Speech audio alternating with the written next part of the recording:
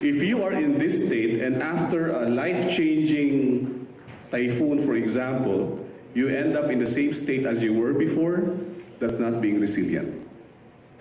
That's just being a survivor. Resilience requires you to become better. After a life-changing moment, you must emerge from it a much person. That's so pag sinabi nila, alam nyo, naghihirap kami noon, after Yolanda, naghihirap pa rin kami, pero okay lang. That's not being resilient. That's actually just, just surviving or getting by. So, mere minutes after 7.2. Again, I hope it doesn't bring bad memories. But look at that. That is a main road, by the way. And this one. So Chongo Hospital, people were being brought out. And there was a curious case of one who was actually terminally ill, who was asked to be brought out immediately. Still hoping to, another chance in life. But the first exercise is this, and I need you to stand up and group yourselves accordingly. To the answer to the question is, which single event is catastrophic for you? I will have choices, and then I will assign areas where the people who have the same answer will group, and then you can actually, meet each other and say, hi, we have the same catastrophic feeling. Catastrophe doesn't have to be another earthquake, a typhoon. It doesn't have to be. For some people, these are the catastrophes. Number one, loss of a loved one. Number two, heartbreak. If you fell out of love, people consider it catastrophic. No? Number three, bankruptcy. If you lost all your material belongings, that is unimaginable, and people react accordingly. The other one is physical handicap. Suddenly, you can't walk properly, or you can have, you have slurred speech. And finally, you run out of your sense of humor. Okay, let's do this. Just choose one. The first thing that comes to your mind. What for you is catastrophic? You will not be asked to explain why. So you can keep your privacy. But misery loves company. So this side of the table, the room, for those who feel that the loss of a loved one is the most catastrophic event, please converge on this side. For those who feel that heartbreak is a catastrophe, you stay where you are. There. Bankruptcy, dito sa center. And then yung physical handicap, this 3 tables probably. And then the last area will be for those that they cannot find anything humorous about life anymore. Take that area. Can I ask you to stand, please? And then just group and then introduce each other. Okay, go!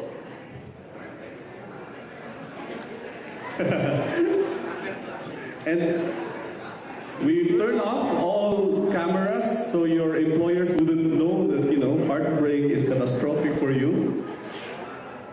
So dito banda, to my left, the loss of a loved one is the ultimate catastrophe. This area, all about heartbreak. Bankruptcy.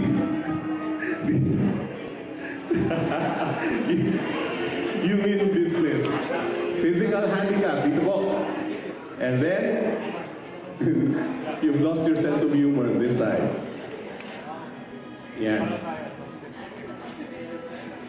Okay, as soon as you get a chance to see each other, why don't you introduce yourselves, say hi, and chit chat. Oy, Sir Nina, you're staying with the heartbreak group? Okay. Heartbreak na rin to, this group. Okay, so this 3 tables, biglang lumipat. Okay, that area, we can occupy this table as well. Yeah, we can use this. So you can actually sit. Physical handicap. Oh! And a very familiar person, Anne, of Cebu Holdings. It is catastrophic na pag wala na sense of humor. Okay, and also, yes, Yan. Okay, very briefly, talk to your group. Why? Why is it catastrophic for you? Very briefly, just introduce yourselves and again, chit-chat. At yung mga businessmen natin nasa bankruptcy area. And of course, physical handicap. Sige, this is a chance for you to also get to know other people from different companies.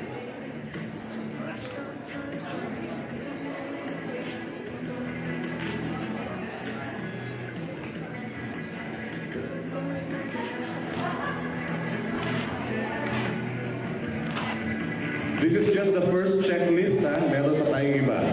And then you will disperse and move again.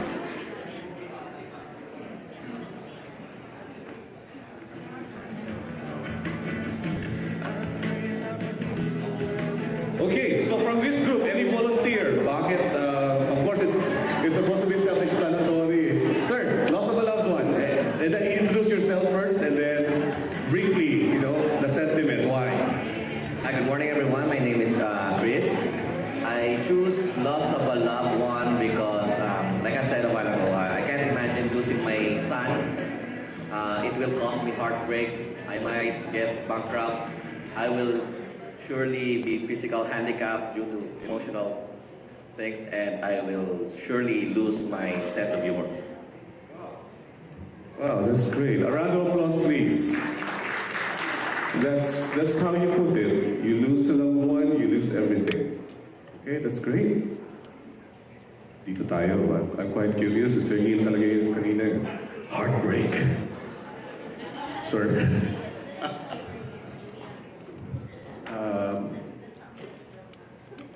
Kahit mawala na yung, we will be losing everything like bankruptcy or physical handicap or no sense of humor. Pero pag nag-heartbreak ka, talagang mahirap yun. You won't last a day pag talagang heartbreak. So my memorable line from a Carpenter song, I won't last a day without you. Now here's one group who will probably say they won't last a day without dollars. Bankruptcy group? Anybody, sir? Volunteer, introduce yourself first.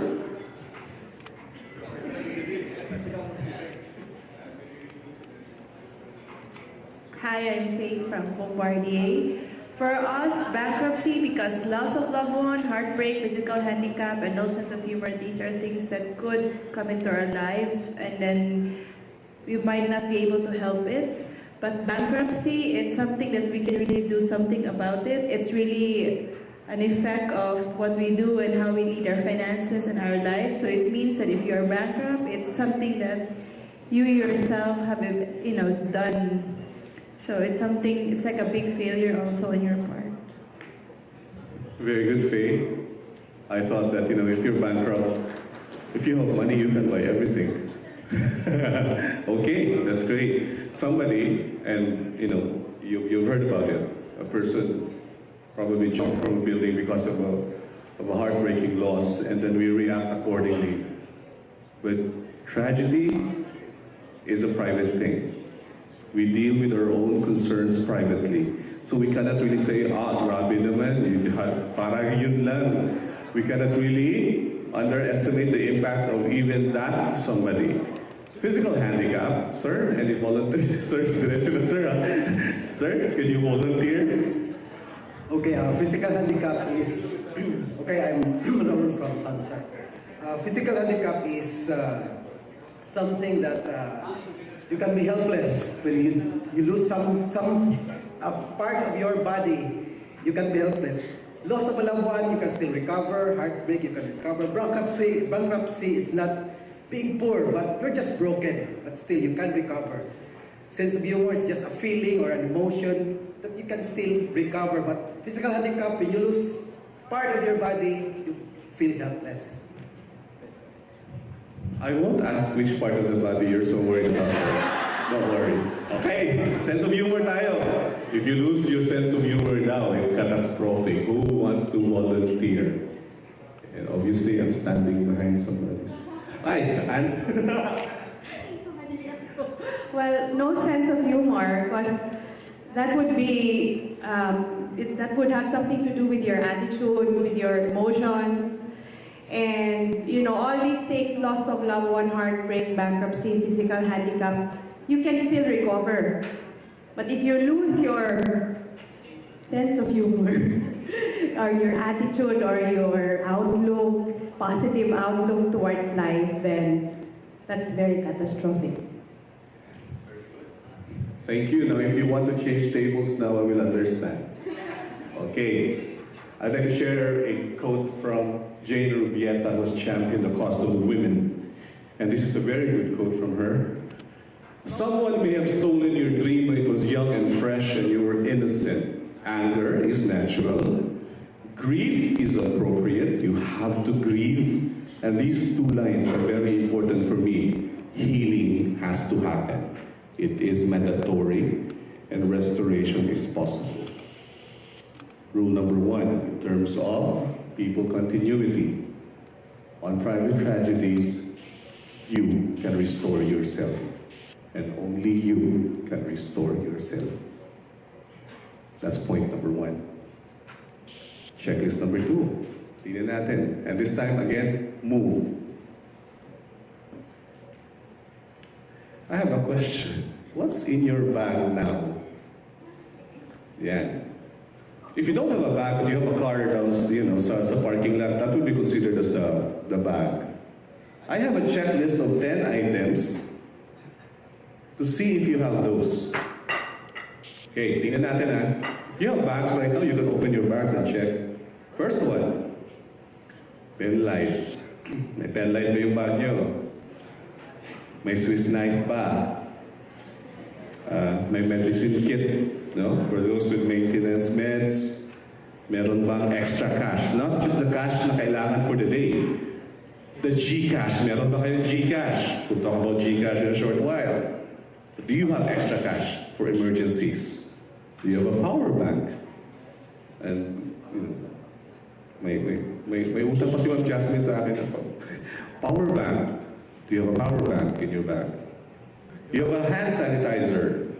Do you have a whistle? Which is a classic tool made classic by the movie Titanic. It saved Rose. The whistle. When dogs are actually looking for people buried under the rubble and scent is not possible for them, the sound of a whistle will lead them to you.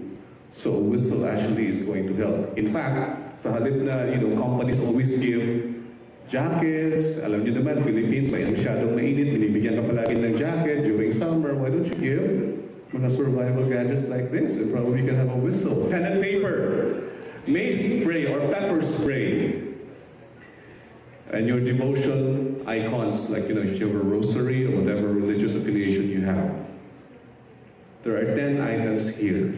For those of you who have only one of these items, please stay on this side. Isa lang talaga meron sa kanila. Dapat extra cash, hindi cash. For those who have only 2 or 3, can you please stay on that side? For those who have 4 or 5 of the items, can you stay on this side? 6 and 7 on this side. 8, 9, and 10 on that side. Okay? So 1, 2, 2 and 3, 4 and 5, 6 and 7, 8, 9, 10. But for those who have none of the above, you may stand here on stage and join me. Ready? Go. 1, 2 or 3, 4 or 5, 6 and 7, 8, 9, 10.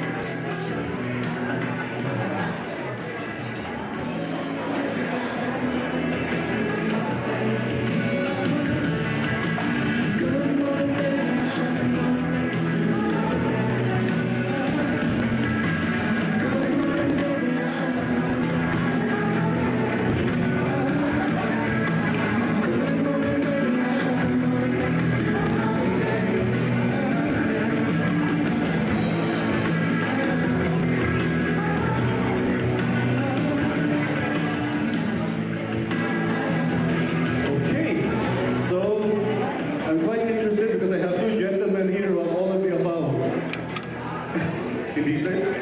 Not all. Medyo, 8. Okay, good. So you have 8 of those. Which ones are you don't have?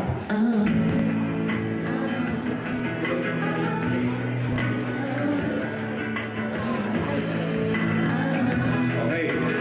See, sir, here, out of the 10, what he doesn't have is the power bank, and he doesn't need the mace spray. He can take care of himself. Yeah. Ako, I don't have a mace spray because it's the one being used against me all the time. Okay, so from that group, they have majority. It's the safe group to be done. In times of emergency, remember the faces of these gentlemen because they have majority of the basic survival tools. Next, from this group, 4 or 5, sir? 6 and 7. Sir, what are those that you don't have? Sell mace spray and Swiss knife.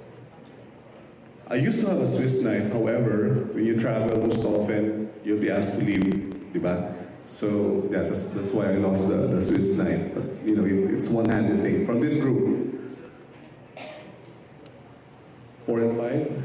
4 and 5, sir? Can you share, please? We don't have the med kit, whistle, mace spray, Swiss knife, and the pen light. Curiously, so far, everybody is implying that meron silang an icon of devotion. Okay. Icon of devotion, by the way, the picture of your wife is not included. Unless you created a religion out of it. Okay, next. 1, 2, or 3. Yung dalawang reaction yan pag sinabi ka na ayaw na mag-volunteer. Sir. Morning. Extra cash and devotion. Yes, yun lang. Yes, right. So extra cash and devotion. And from this group, you only have 1. Out of the 10, 1 lang. Masyado maliit yung bag. Sir, which is the only one you have? Swiss knife. Okay, can we call security? Thank you. And because it's useful, right? Yes. These are the recommended things that one should have in one's possession most of the time. In emergency cases, these will help you go by. Hindi na nakalagay yung mga candies, pag naglalagay ng candies or biscuits, for example. Which leads us to point number 2. Henry Adams said, they know enough to know how to learn. Always equip yourself with knowledge. Get the information that you need to always update yourselves about things. I read the news every morning, check on even weather disturbances. This year is quite unique because the Philippines has experienced more than 5 earthquakes that have a magnitude of more than 5. It hasn't happened in decades. Before kasi pa nag-earthquake, 3.5, 2.8, but now we've already experienced more than 5 na beyond 5 in magnitude. And there's a curious one in Mindanao, sunod-sunod. 6 earthquakes, 3.8, 2.8, and they were saying this could be a precursor to a bigger earthquake. So hopefully it won't happen. Next checklist. Rushing it through as we get ready for our plenary speaker. Which single disaster terrifies you the most? The single disaster that you're so afraid of. Earthquake, famine, flood, tsunami, hurricane, fire, pandemic. What is the difference between epidemic and pandemic? Anybody who wants to volunteer? Epidemic is, the scale is within one country, but again, the transfer of the illness is prevalent or expansive. But if it crosses borders, it becomes the first Ebola case, Sa US na ngayon. Naro, sir, wala. And they're now blaming each other because when he was admitted yata sa emergency room, he was released. And now they're worried. So Ebola. War, accident, Armageddon the movie. Okay, you really need to stand. It's part of the exercise. So, who's afraid of earthquake? Now, tayo na lang kayo from where you are. For those of you who are so afraid of earthquakes, please stand. And so, your single biggest fear is an earthquake. Okay, thank you. Next, who's afraid of going hungry? Famine.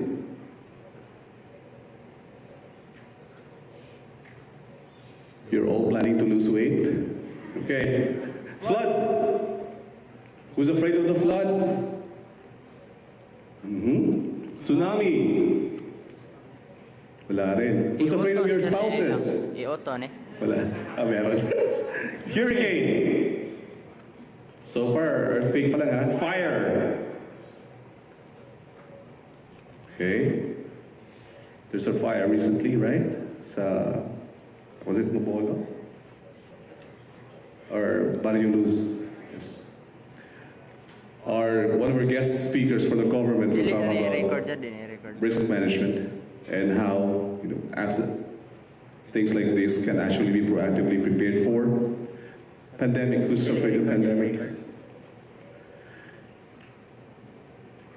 Okay. So, obviously, bawal muna yung mga beso-beso at this time. Lalo pa may mga inuubo. Who's afraid of war? Andiyan to, sir. Andiyan to, sir. I know a person who is not afraid of war for as long as he started it. Accidents? In Manila, buses fly. Okay?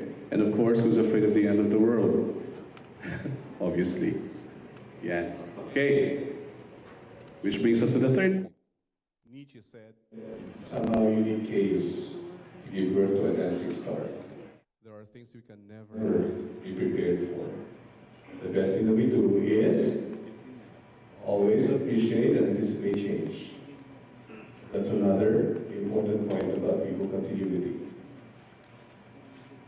You have to create an atmosphere of constant readiness. Companies have this fire drills, okay, the fire, pretend there's fire. Let's go down.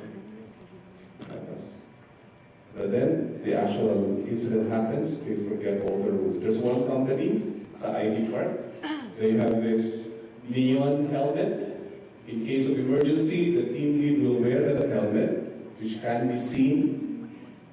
People will follow.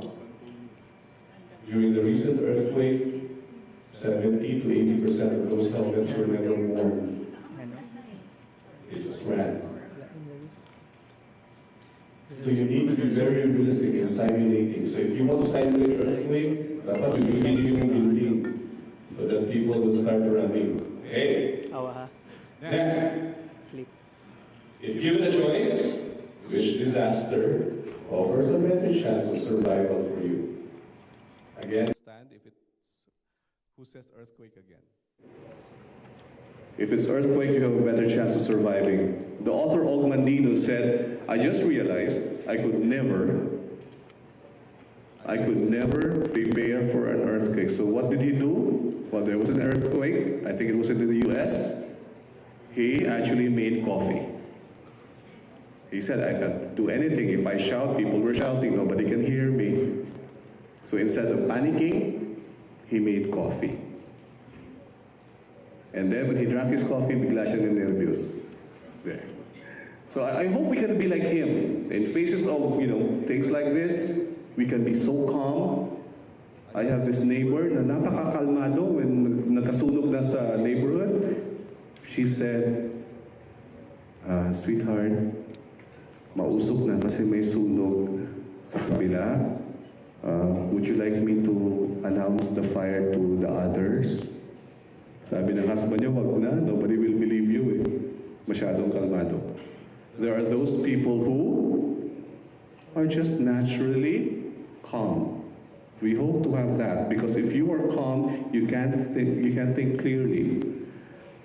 Famine, flood, the same, tsunami, hurricane, fire, pandemic. If there's a choice, which one would you rather survive? Famine or flood? Who knows how to swim? Which brings us to the least we can do is learn from the experience.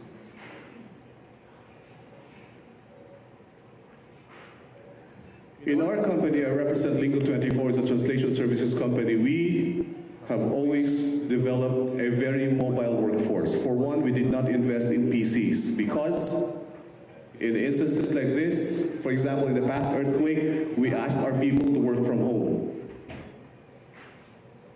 So we have our laptops, we can work anywhere for as long as there's a very good connection. So if you're connected to Globe, it's a very good connection, you'll be fine. You can work anywhere because that is how the workplace is modeled. But then, Yolanda came, nag-brown out sa bahay, so we all went back to the office because there's a generator in the building. But it gives us flexibility. Some companies are so afraid to give people laptops because it's going to be, lost or people would be interested. But that's thinking differently. But that's thinking about security.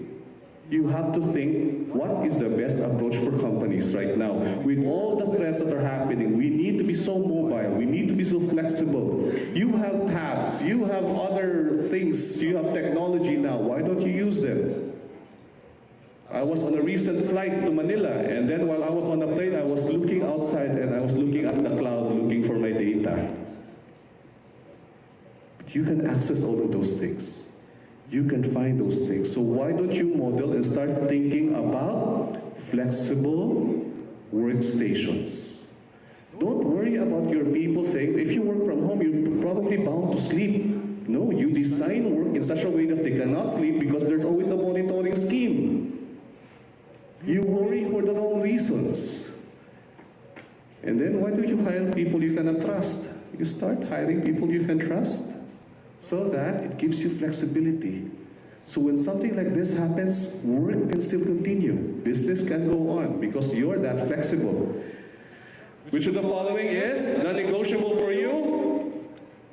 Very briefly now, because we don't have time, control versus routine, passion versus change, faith and meaning, respect and tradition, and freedom and space. The one that I'm giving you now, the checklist, is not scientific, but there's actually a relationship to the number of the things that you have in your bag, to the things that you have here, and to the way you react to things. For example, if you have 10 of those items in your bag right now, you are more predisposed to control and routine. Because there's a certain predictability to the way you do things. You are always prepared. If you have none of those things in your bag, you're more for freedom and space. Anything can happen. Point number 5, constantly search for opportunities. And the last checklist that I will show you, which single document is most valuable to you? If you're going to use one document, for example, God forbid, you have to evacuate the house, there's only one document you have to pick up. Among these, which document would you choose? 1, birth certificate, yours or your children. Number 2, life insurance policy. Number 3, diploma, nakalaminate. Number 4, marriage certificate. Instead of saving the spouse, yung marriage certificate na lang. The land title. Certificate of employment, kinuha pa ha? Or gift certificate. Which one would you most likely pick up? Let's talk about it, probably over lunch. And that concludes my session on the worksheets. I hope this very brief exercise will give you a glimpse of the things that you need to consider, because in the absence of certainty, sometimes a simple list can go a long, long way. It's always good to have a checklist. It's always good to have some, oops, I missed this, I'm missing this, I don't have this anymore. And that is the first step towards preparation.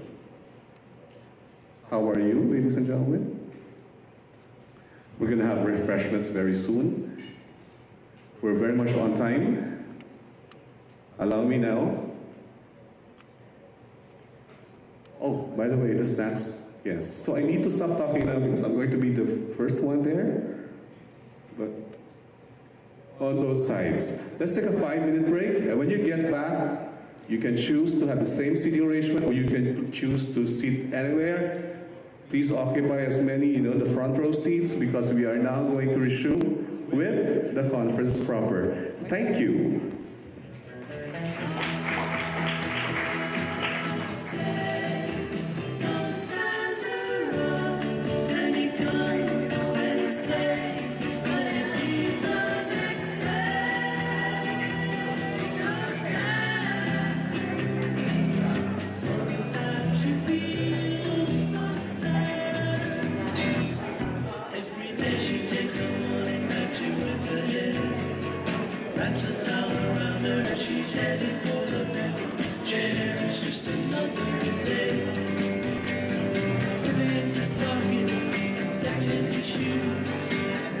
Okay, so the snacks are now ready on both sides of the room.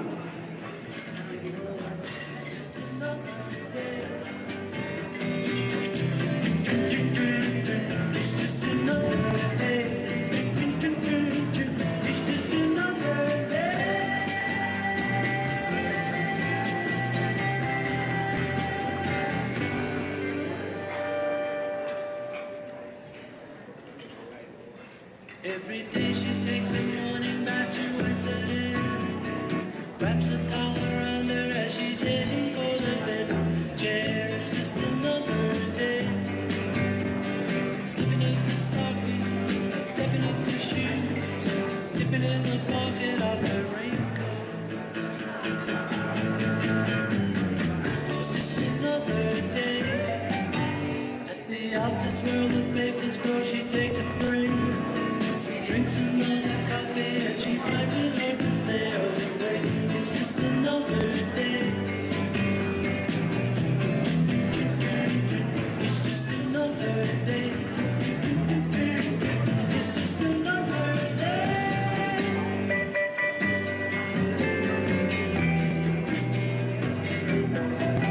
So sad, so sad. Sometimes you feel so sad. Lonely partnership, till the man of her dreams comes to break the spell. Stay, don't stand around. And he comes and he stays, but he leaves the next day. So sad. Sometimes you feel so sad as she posts another letter to the silent body. People gather around her and she finds it hard to stay alive. It's just another day. It's just another day. It's just another day.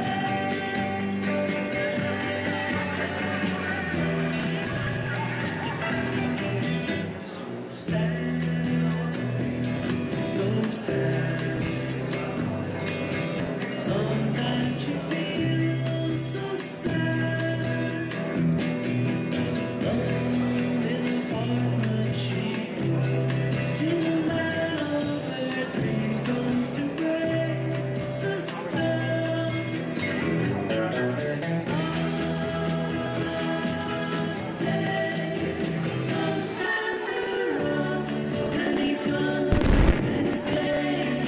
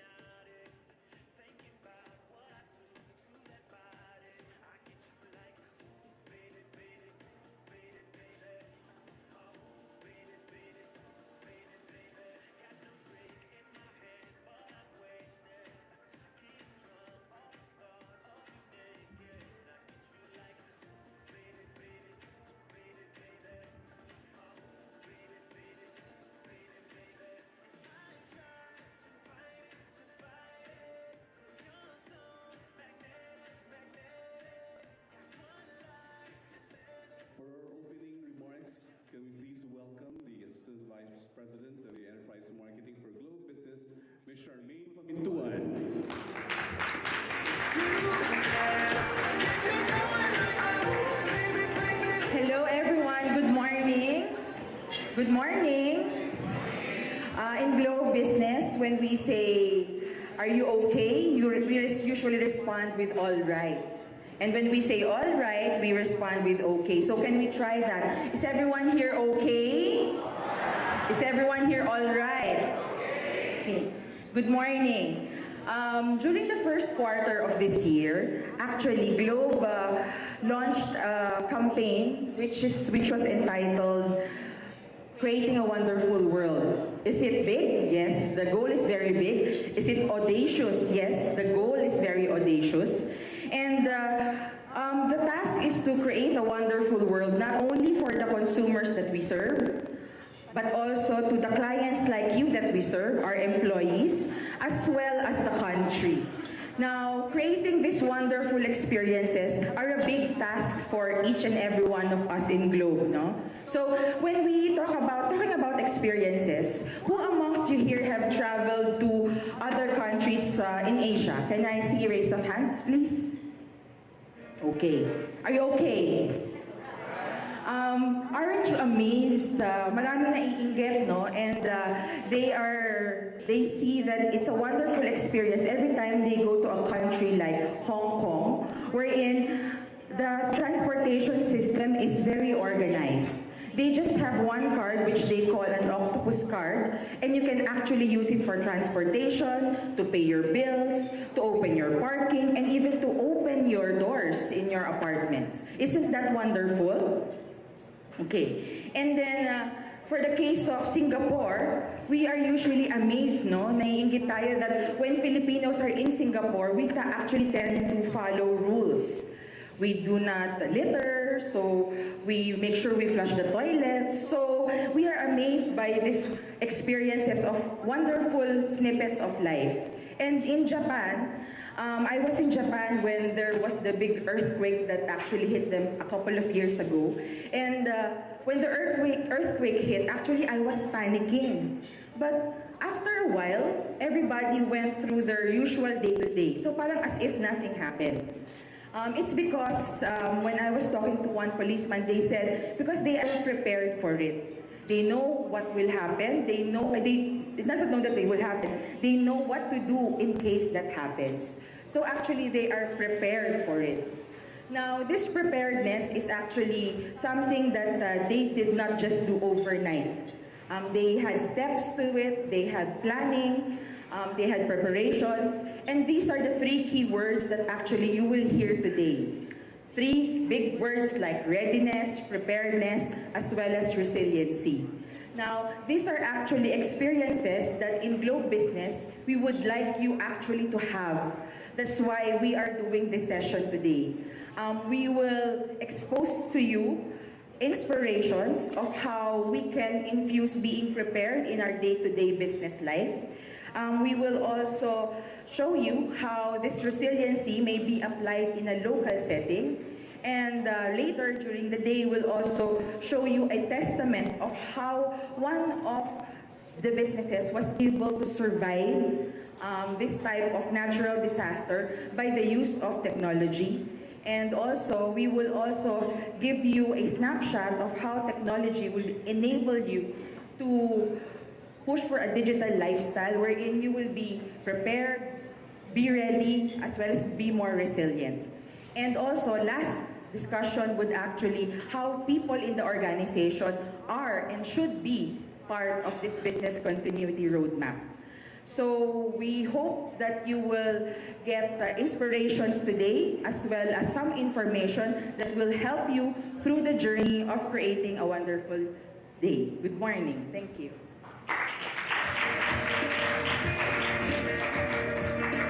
Thank you. Yes, please, Charmaine, come into one. And what a great start for the morning again. Don't forget the sessions this afternoon as well. The Bazaar experience, having been at the center of the Yolanda.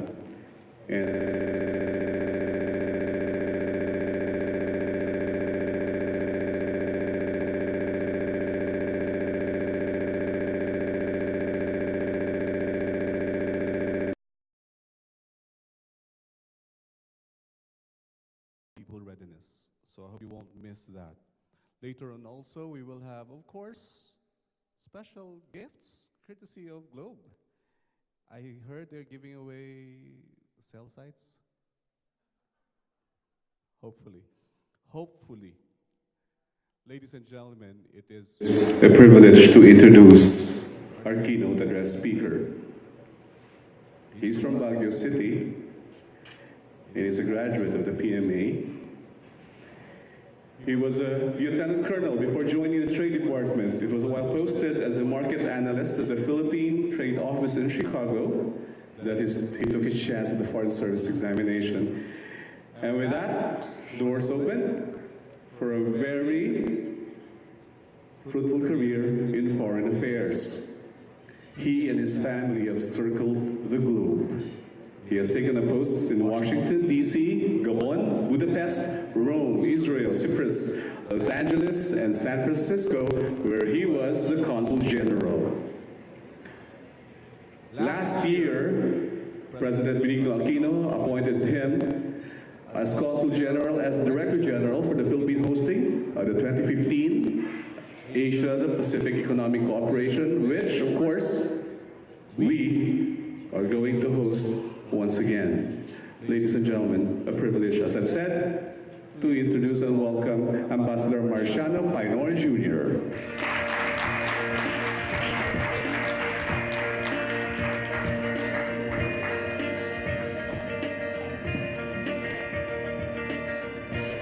Thank you. Thank you very much, Jovenir, for the gracious introduction. And in addition, I'd like to thank you for prepping the audience this morning for what I thought would have been the bulk of my speech. But I would like to refer, with your permission, to many of the things that you said. But before I start, I'd like to thank Globe. I'd like to thank Charmaine Pamintuan and Nico, who I met yesterday, and for organizing this seminar. And I'd like also to thank all of you for making the time to attend. And I just hope that this is the start of many more seminars of the same type, which in essence will actually be the central point of my topic, and that is changing mindsets. Contingencies and measures and winning over threats of calamities and disasters. One of the things that actually push us back is that we are a country that is one of the worst ravaged, if not the most, in our region. We're number one here. Worldwide, we're number 3. And yet it is this very same reason that puts the Filipino mindset in such a state where it says, that's another typhoon, that's another earthquake. Sa tulong ng Diyos, we can hurl that through. So I go back to Jovenir's items that you need for preparation in disasters, and when he said, who has a whistle, who has a light? Who has a whistle, who has a light?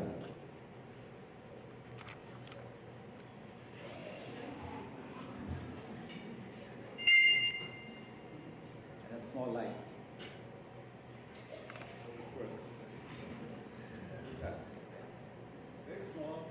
Very small, but in the event of an earthquake just now, at this very moment, and things start falling down, who knows what to do? Oh, we have one lady there. What have you been taught? Correct. Drop, cover, and hold. Why? Because the nature of the earthquake is, and there are two. One is, if it goes up and down, you're in real trouble. If it sways, as we have, most of us have experienced, then we have a bit of, what's the Tagalog term for that, or design term? Medyo may partida. Because when it sways, then the epicenter is further away. When it goes up and down, it's right there. And the devastation is very, very much more. So, in the event that anything like that happens, everything comes out, it will be dark here. You duck under anything that will protect your head and your body from falling debris. You hold so that you don't get thrown about. Duck, cover, and hold. Okay? This is something that we do not, that our people, our 100 million or so people, do not know anything about, as they did not know what storm surge meant, as they did not know earlier on what tsunami meant, and they all said it was tidal wave, etc., etc. So this, and I appreciate Globe for convening this business continuity seminar. This is one way by which we start with the people who matter, because this is your livelihood. This is how you survive. This is your bread and butter. How do you continue your business? Okay? So that is what I'd like to talk to you about this morning. And the historical broad strokes that I would have talked about, well, in the past 20 years, 2001, 30,000 people perished in a 7.9 earthquake in Ecuador. Okay? 9/11, terrorist attacks, many more thousands were killed. Typhoons, Yolanda here, Katrina in the States, many other hurricanes out there. They're called hurricanes out there, they're called typhoons here, they're called cyclones in the southern hemisphere. But they're all one and the same weather disturbance. We experience, on average, between 18 and 20 typhoons every year that enter our area of responsibility. And of these 20 typhoons, even if only 2 or 3 enter enter the Philippines and hit landfall, then we have millions and sometimes billions of pesos lost and thousands of lives lost. And this brings us to the fact, how ready are we as a people? How ready are we? What can we do? How ready are we, I think, has already been answered, even in your minds. The fact that when Jovenil was asking you, how ready are you? Asking you, what do you have in your possessions right now? And if disaster strikes now, like earthquakes, you're not given any warning. How ready are you? Both in physical terms, in intellectual terms, and more importantly, in emotional terms. There was mention of the Japanese being cool. Charmaine said everyone knew what to do because they have drills and drills upon drills upon drills. And that's why they have less people who become victims of these calamities because they know what it is. So for Japan, it's earthquakes. For the Philippines, it's typhoons. They are ready. Are we? So for me, the most important thing is changing the mindset. Changing the mindset of people. And the first people to change are you.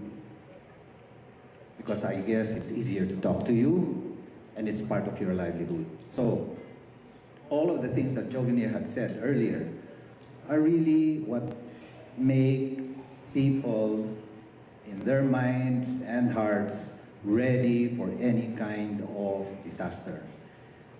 All of these things that he listed down earlier are what is part of well, he showed a backpack. And this is what we call a grab bag.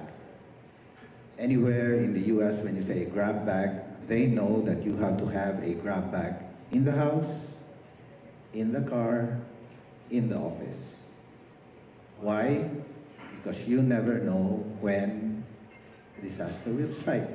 But this is especially true to countries where earthquakes, which you cannot predict, happen, and other, now man-made calamities such as terrorism.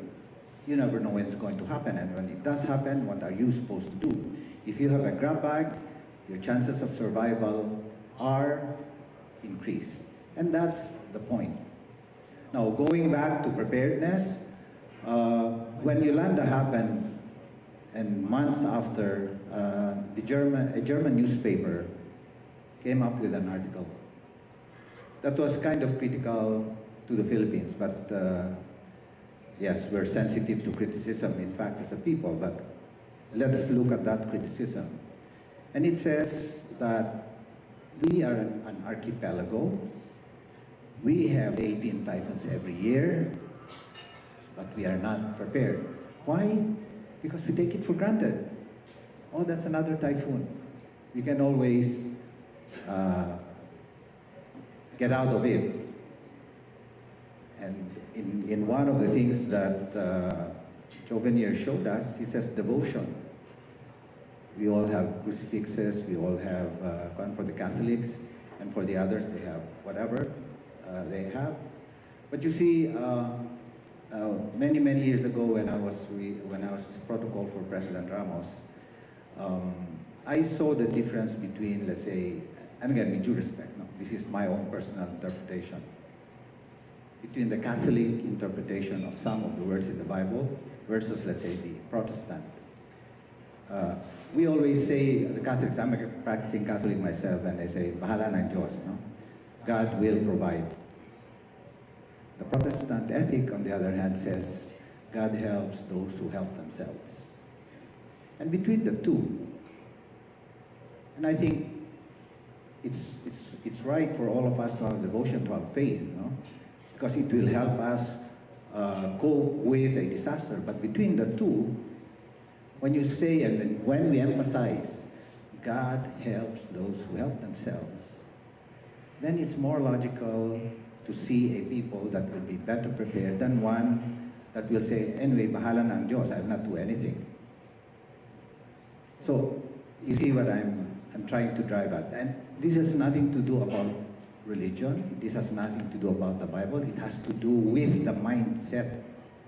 With the mindset. Of one, you allow the mighty, or the God Almighty to just direct your life, because if that is the case for all of us, then you don't need to prepare, because after all, that's part of the grand plan. But if, on the other hand, you think that God helps those who help themselves, and I was taught way back in my religious classes that we are free to choose what we do, right? We have freedom of thought, we have freedom of action, etc. So if that is the case, then I think we ought to be ready. We ought to be able to prepare for all of these disasters that are not man-made, that are natural, and there's nothing we can do about it except to be ready and mitigate the circumstances of these occurrences. And that, I think, must be the main basic driving force for companies, for people, for communities, to be able to get ready for any and all of these disasters. So, if we go back to, okay, we accept the fact that it's a given.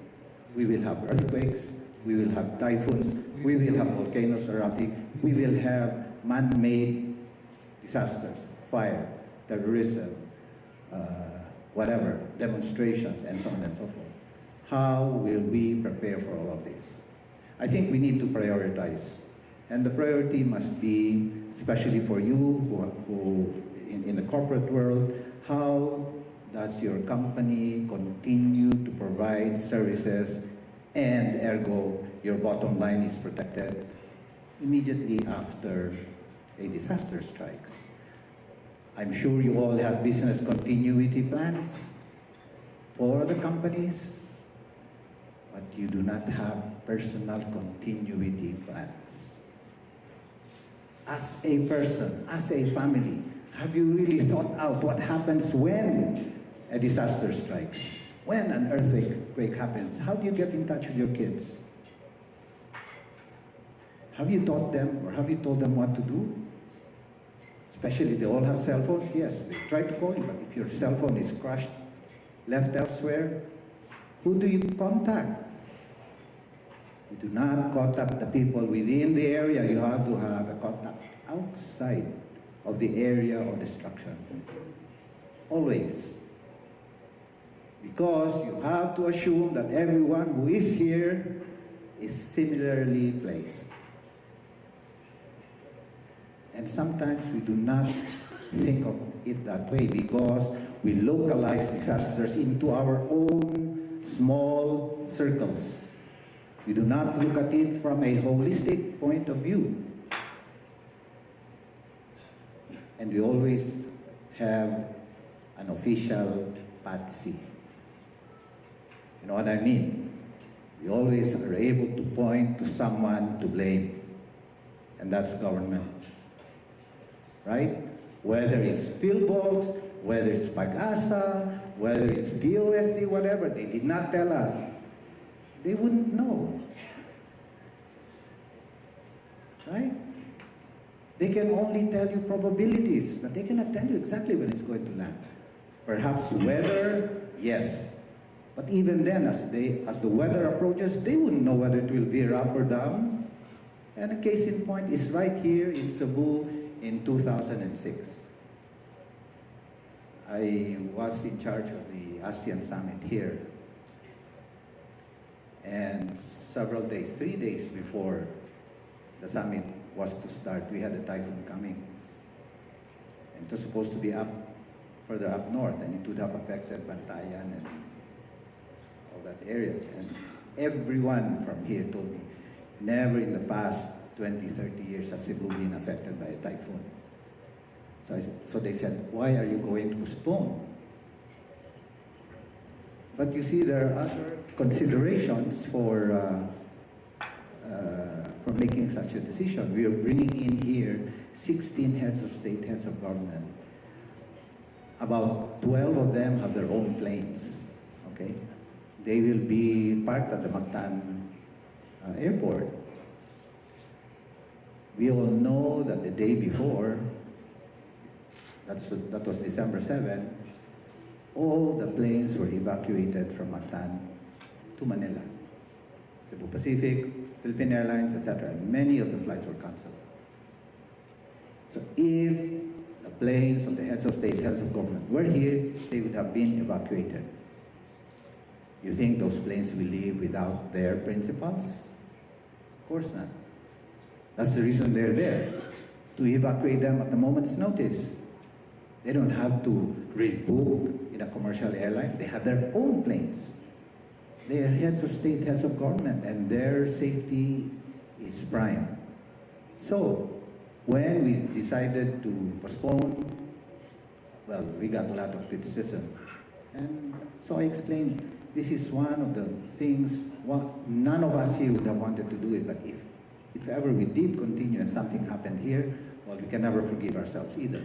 So you always err on the side of prudence. But that is how we, as a people, must react. We should be proactive. That's the only way by which we can lessen casualties. But two, and most important, it enables us to cope with the situation and stand up faster. So I saw the slide that says 7 times you fall down, 8 times you stand up. That's what we've been doing all along. But as we stand up, and there was another slide of Jovnir that says, you have to learn your lessons. And it seems we never learned our lesson. So, my message to you is, while you have individual company business continuity plans. Translate this into your individual survival plans. Be ready, because in the words of Mayor Bob Parker of Christchurch, you remember that Christchurch had a 7.1 earthquake in 2010.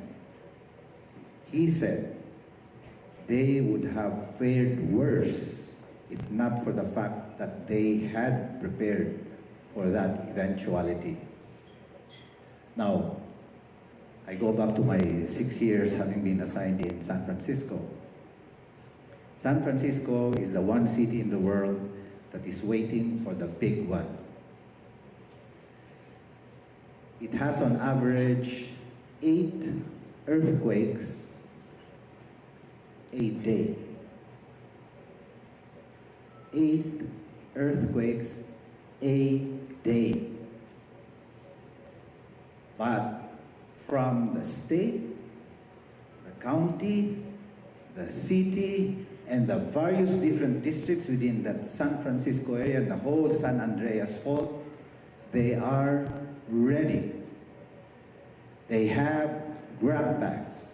They have lists of what to do, what to prepare for, water for 3 days, medicine, medication, money, etc., flashlight, extra batteries, emergency radios, all of the things that you will need in the event that an earthquake happens and you happen to be lucky enough to be alive. But one of the things that they all agree to is this. Because when the dust settles and the dogs, the sniffing dogs come, they hear this particular whistle.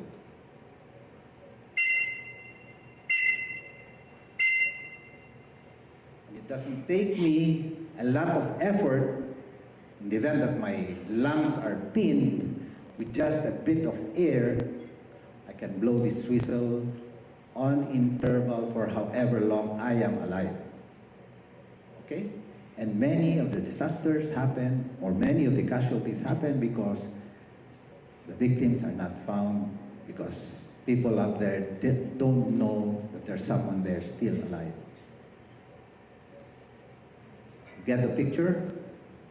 So, if we can move ourselves to a state of readiness that is even just 1/10 of the state of readiness of many of the developed countries, then I think we're good to go. Because we as a people are very, very resilient. And that is the one characteristic of our people that many of the others don't have. I would refer to Charmaine's comments about Japan, for instance, about Singapore. They follow rules to the letter. That when the rule changes or when the situation changes, they don't know what to do. If there is no rule that covers the change, they don't know what to do. But for a Filipino, he will have had 1,001 various different scenarios of doing things, correcting the things. And that's why we have a famous one word, remedyo. Who will disagree with me on that? Mahusay tayo sa remedyo.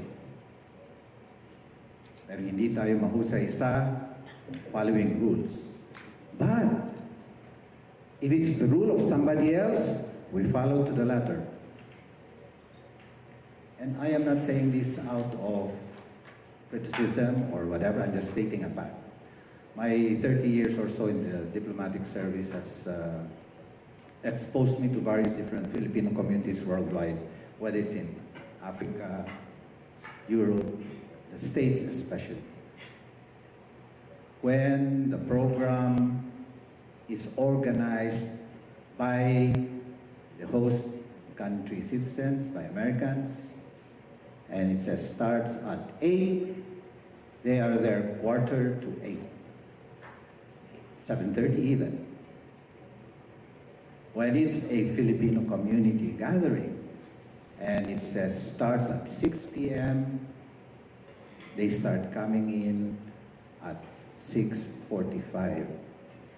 And it normally starts at 7:15 if you're lucky. Why? Why? Don't tell me the environment is a factor. Don't tell me that. I've been told that by many of them, and when I give them this example, then they keep quiet. It's all here. It's the mindset. The Filipino-American community, as well as the other communities, revert back to the Filipino culture. And that's part of the problem, or that's not a problem, it's part of the challenge. How do we change that mindset? I think I've said mindset 7 times already, because I was told by a professor of mine some time ago, he says, if you want people to remember your message, you have to repeat it at least 7 times. So I'll say it again. Mindset, mindset, mindset, mindset, mindset, mindset, mindset. Our attitudes must change if we are to mitigate all of this natural and human caused disasters. It is only in the way, we can only be successful when every single one of us is directed to the goal of one, being ready, because when you are able to save yourself, you are able to save the members of your family, you are able to save your community, but you're able to serve your respective businesses that in the first place allow you to survive and to live. That's where your bread and butter is, right? So, as I said in my discussions yesterday with the group of the Ayala Business Club, if you have one objective, and if you're able to include a lot of others in that particular objective, why not? So, my message this morning really is that. And simple as it sounds, it's the most difficult thing to do. But with educated people like you, being in companies that are successful, because if you're not successful, you'd otherwise have folded up already, then you know what I'm talking about. In all of my formal as well as informal talks, everybody agrees with me. But at the end of the day, only a few really take up the challenge and do it. So this morning, my coming here and talking to you would not have been worth anything if nothing comes out of what I've said. And that is, change your mindset. In the process, you change the mindset of all the others, and in the process, business continues, and in the process, everybody is better for it. Thank you very much, and have a pleasant day. Thank you so much, sir. And may we ask you, sir, to stay on stage because we would like to ask Charmaine to present our token of appreciation to our speaker. Sir, thank you so much. It's really an honor. Change the mindset.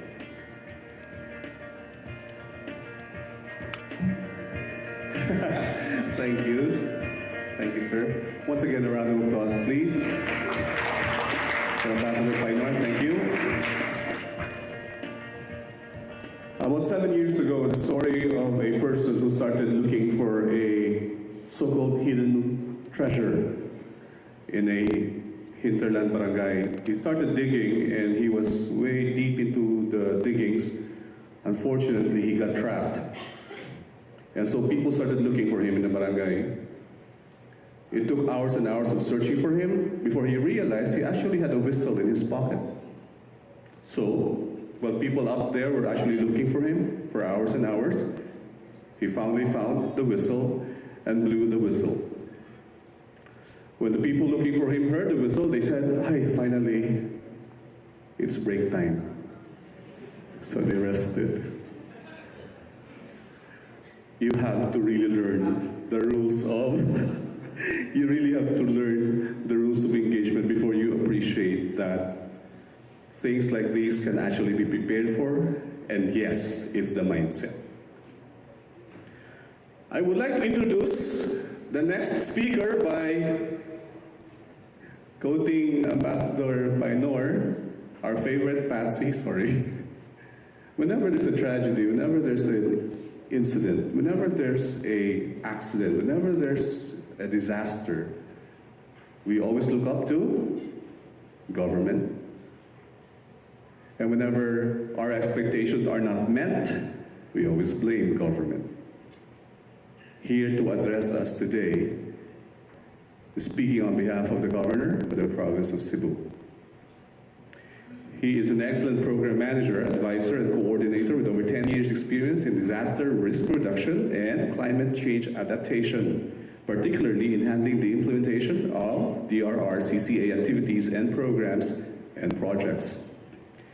These are primarily related to child participation, capacity building of LGUs and communities, training, planning, community-based disaster risk management, advocacy, and governance, disaster response and implementation projects for recovery, reconstruction, and rehabilitation. Ladies and gentlemen, a very important component of this conference, let's check the government readiness, the LGU's critical response system in times of crisis. Please welcome the Provincial Disaster Risk Reduction and Management Officer of the Province of Cebu, Baltz Tribunal.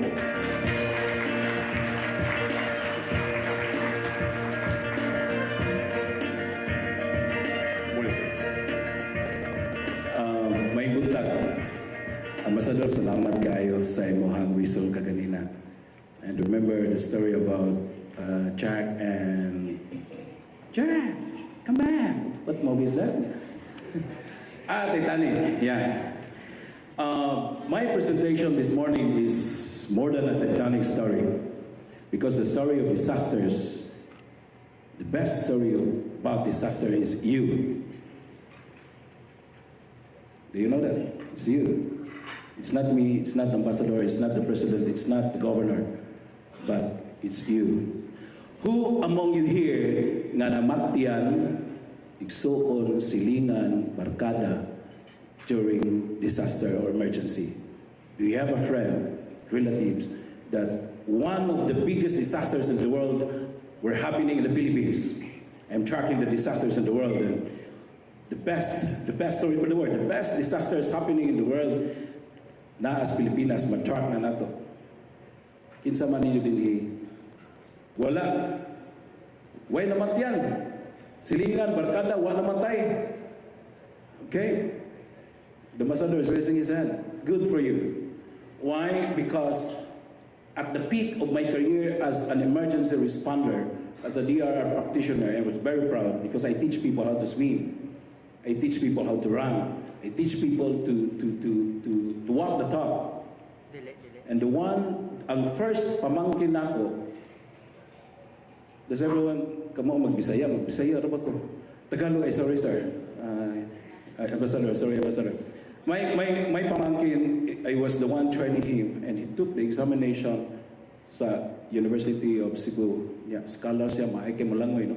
And he was in Manila, but when he came home, he took the Princess of the Stars. I was in Myanmar at the time.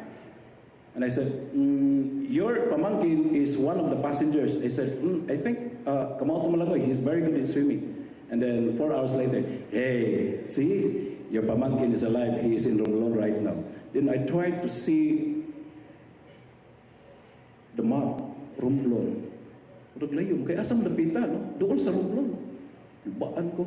And then in the evening, my wife called me, sorry, false alarm. Still, your pamangkin is not found. He did not survive. And immediately I asked my country director, Michael Dayon, please bring me out here from Myanmar, and then I have to find the search. Until now, I never found my pamangkin. I am sharing this one because sometimes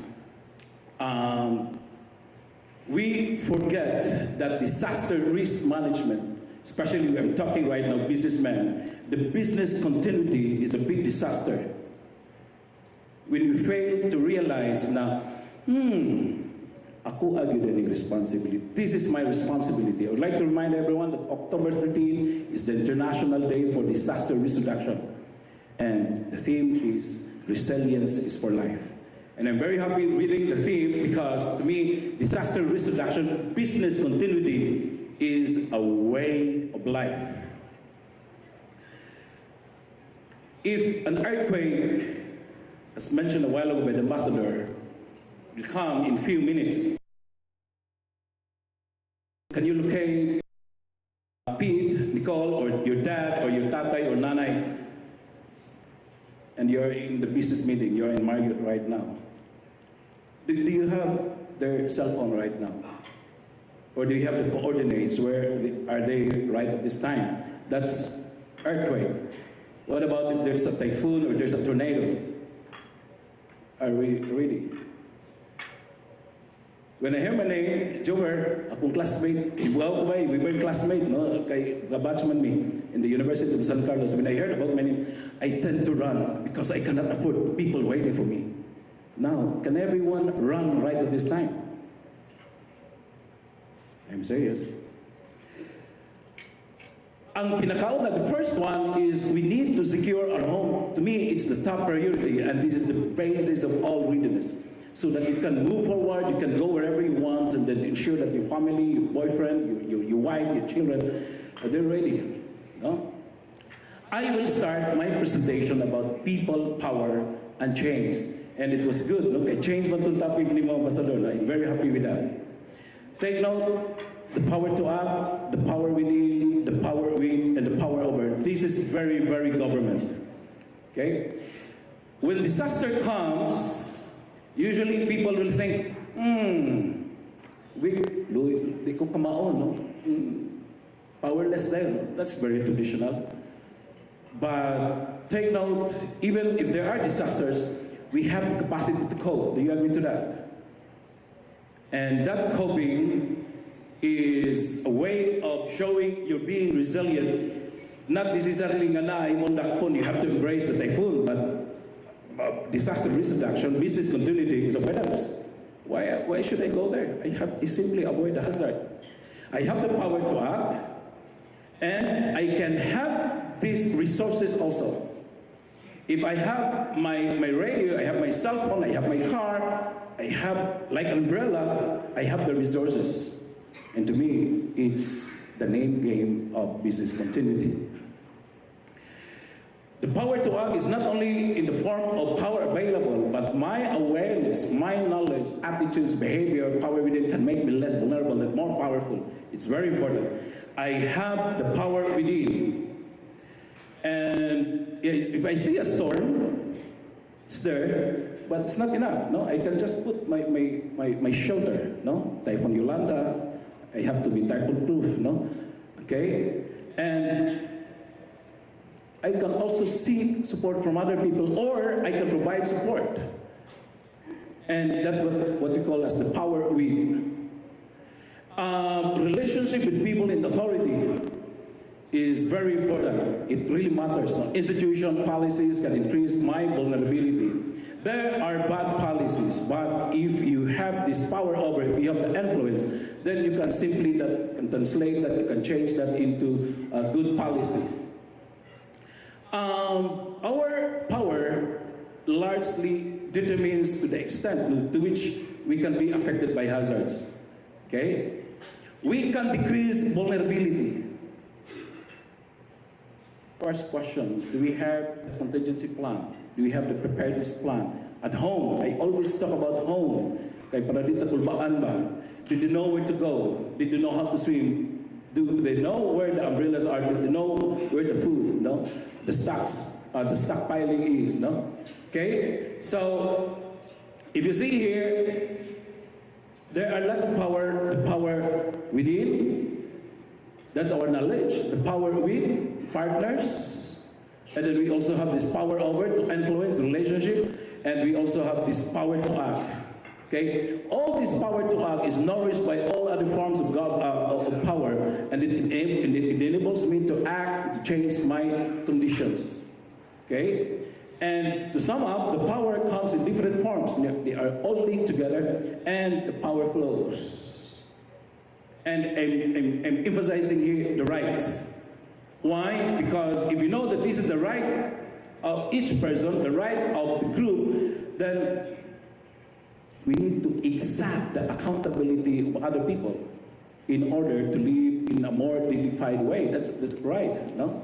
Then I can claim for them power over as duty bearer. At the same time, I have now more power to act and change my condition. The power to act changes the condition. The power within can change behavior. It can change also policies, institution. And here we can push the government. I am working with the government, but also with other institutions to intervene. From individuals to family to community, simple as this, for example, how do we maximize the power of technology? That there is rain in there and there's flood coming in, and how can I ensure that the government plays its role in terms of letting people know? Okay, that, for example, how do we maximize satellite? The government paid lots of money for this, just to ensure that there's a kind of continuity. 5 days before the landfall, and then how do we maximize the radar system? The automatic rain gauges, the water level sensors, that before the flood, still part of the business is going on. Anyway, you have the boat over there. Anyway, people are having their kind of life jacket or floating device, and the business is going on. And this is the role of the government. You spend billions for this. So, in time of crisis, you should know, please call your mayor, call your barangay captain, because that is the mantra of the local government unit now. In times of crisis, contingency plans are risks, hazards, vulnerability, exposure, sensitivity, capacity assessed. Are there early warning system, evacuation, incident command system provided? Emergency responders are there. If something happened, early recovery and rehabilitation is developed.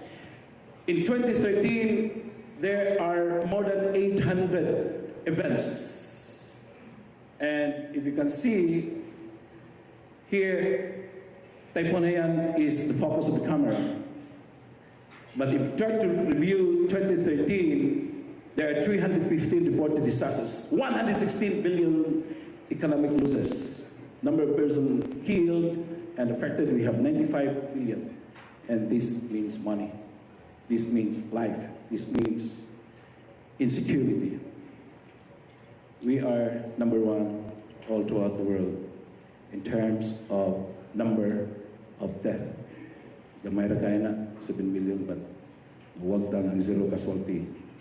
That's 2013, Philippines ranked worldwide. We're number 4 in terms of economic losses. See, China is number 1, Germany second, third is United States. Philippines is 10.42. Second, when we talk about affected people, 25 million people were affected, and many of us were affected. Okay? The question here is we need to go beyond the crisis. Pangutana ka ng Jover, what's the role of the government? Okay? We should know that the provincial, the city, the municipal, barangay disaster risk reduction management council is responsible for the setting, the direction, development, implementation. Please question exact accountability with barangay captains. Mayor, no?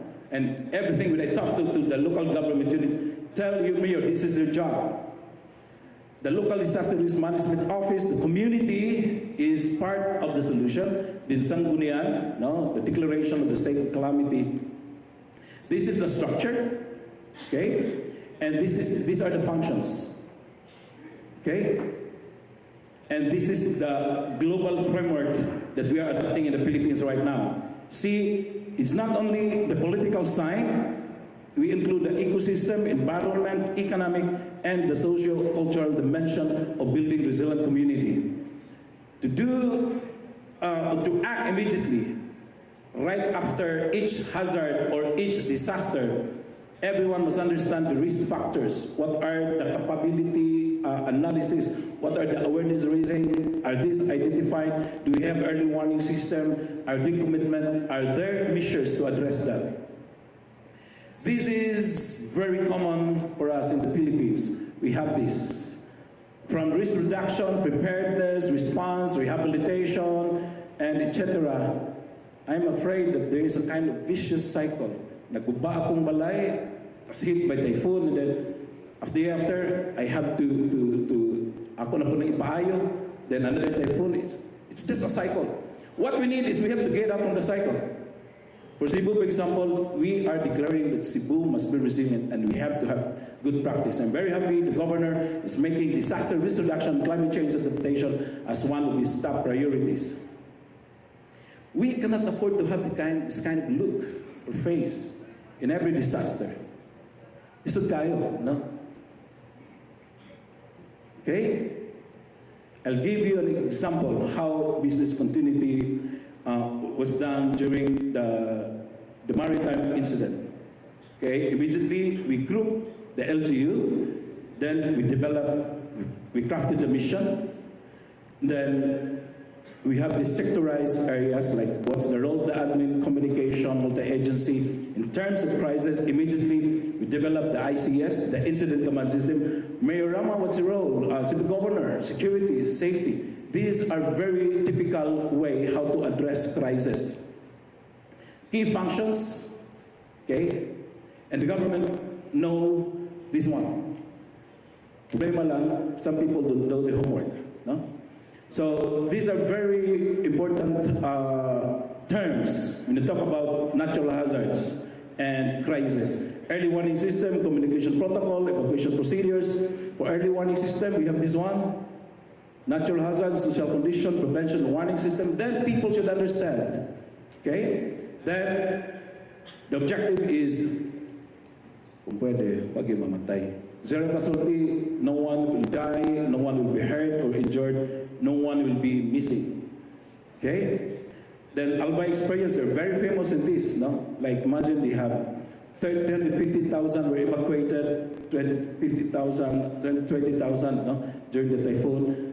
Now they have this imminent danger and still they're able to move people. And that's a crisis, there is an issue, therefore they have to be evacuated. Early warning system is very powerful.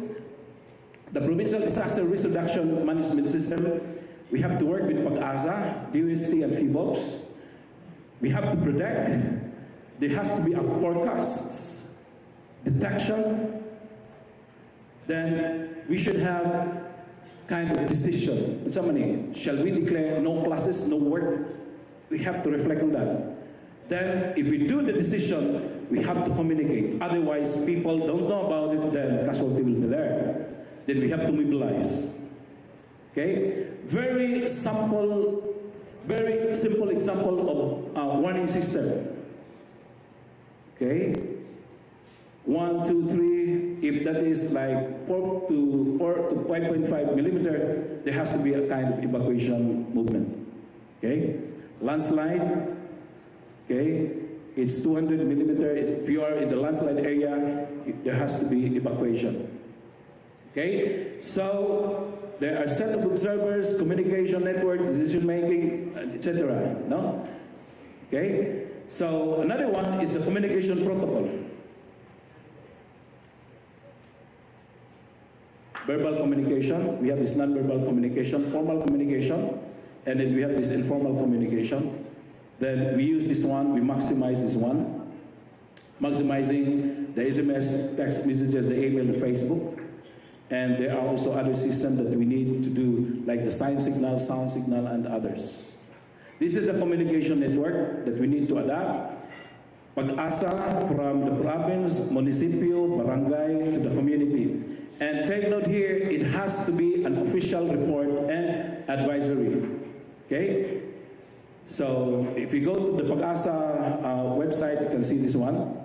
There are lots of bulletins. Then the last component, when they talk about crisis, people should know all these processes here. The risk map, number of people, population at risk, evacuation contingency plan, simulation exercises, and this is the process, the procedures. The government know this one. But again, if you do their assignment, if you do their homework, wala untay mga matay, no? Okay? So, the objective is always zero casualty. Warning, we have communication, and then we have evacuation. And from the side of the government, please help us to have this priority, zero casualty. Daghang salamat o mahingod to natong tanan. Thank you. At this point in time, we will allocate a few minutes of your time, sir. He's actually my batchmate.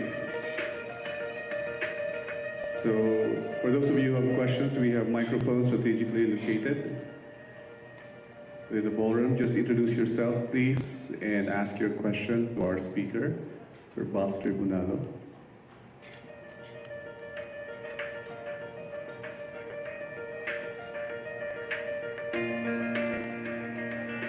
While we're waiting for, we have somebody to ask. Yes, please, sir.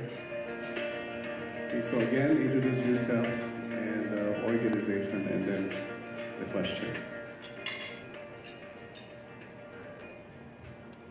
Well, the presentation was quite quick, but I was still able to absorb it. If the presentation, the early warning system, all the protocols are there, they're in place. The paperworks are there, but the question is, how has it been translated to the lowest system, to the barangay? Has it been tested in terms of people understanding it? Like even to the basic family system, are those protocols being translated to them? Yeah, thank you so much. Officially, it just started in the government last September 11. And yesterday and this morning, we finalized the budget. For everyone, we only have 121 million pesos all throughout the province. And ma'am,